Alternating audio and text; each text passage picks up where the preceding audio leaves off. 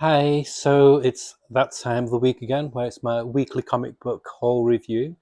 As you can see, not many this time. There's only about 10 or 11, so it's going to be a much shorter one, hence the long box frame as well. So, yeah, let's get on to it. Okay, so first up we have Star Trek Red Shirts number 2.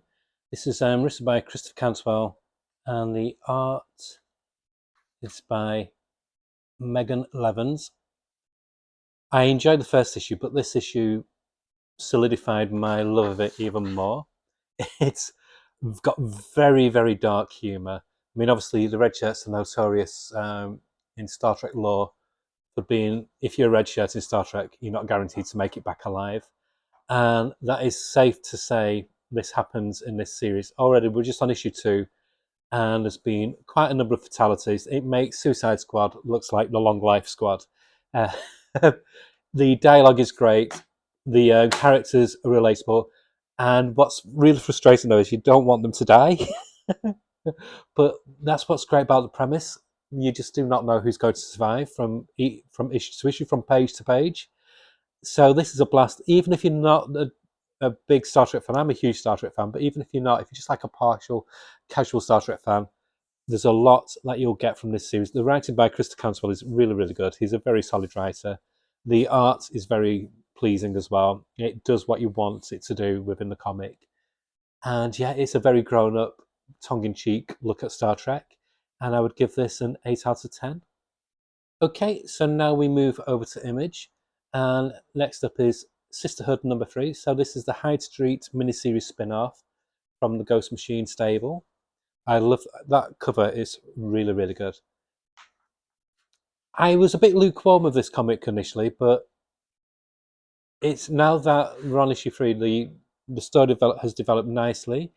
So it's your typical American trope of college hazing and the popular girls, mean or slash mean girls, and how it's they're willing to risk people's lives just to do their hazing pranks on them, just to show them that they're better than they are. It, it's one thing aspects of America that's always baffled me: these hazings and the college fraternities. It's something alien, but and I'm so glad I'm not American. But the art in this, the dialogue, the writing is really good. It's got a very different flavour to the regular ongoing Hyde Street series. Like I've said this before, it reminds me of the Fear Street series, what was on Netflix. R.L. Stein, that kind of teen horror, and it does it really well. And I would give this a solid 7.5 out of 10. And then we have Phantom Zone number 15 by Jeff Lemire, Gabriel Walther, and Jody Belair on colours. This, I love it each time. It's not a series you can dive into. You'll be lost if you just pick up a random issue. I would say do buy the trade paperbacks. As I've said before, it's Twin Peaks by way of it's X Files by way of Twin Peaks, and this story arc has been a flashback to the 90s, and it's recounts what happens to the female agent's dad. He was like one of the first people to encounter these strange beings in this like parallel world. And that's all I'll say, really, because there's no point trying to explain it because you need to read 15 issues to understand it. The characters are great, the dialogue's great, the art is wonderful. Sadly, it is on hiatus now until 2026, but that does mean that we will be getting the same team back on it. And I just wanted to show you this. The color highlight. I love how Jody Blair plays with colors. This is really, really good. When the last few pages are like just done in this red wash, and it really ramps up the atmosphere and the sinister things what are going on. Yeah, so 2026 it comes back. I do recommend picking up the books if you've never read it. You will be. It's a very rewarding read. It's a very cerebral read at the same time. And yeah, I'd give this an 8.5 out of 10. And then we have a new Image comic, Everything Dead and Dying, by Tate Brombell, who writes Batgirl and Christopher Chaos, and arts. But this is the main reason the boss is for the arts by Jacob Phillips, who does one of my favourite comics, that Texas Blood. He's the son of Sean Phillips, and this is such a fun, unique spin on a tired cliched trope of the zombie apocalypse,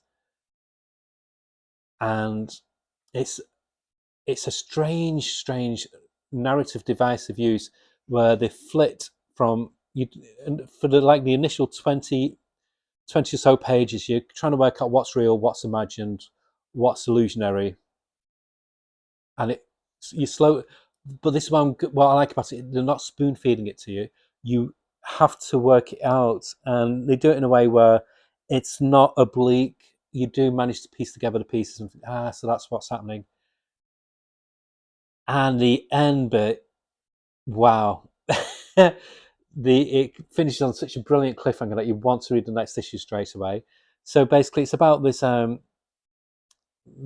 and his husband, and their daughter, and they're just trying to have this quiet life. And like I said, then suddenly everything gets changed by the zombie outbreak. But that is just where the story begins, and it weaves this really kind of sweet, how this farmer had at last found his peace, found his perfect, idyllic, safe place. He got his farm, he got his husband who he loved, and he got his daughter who he doted on.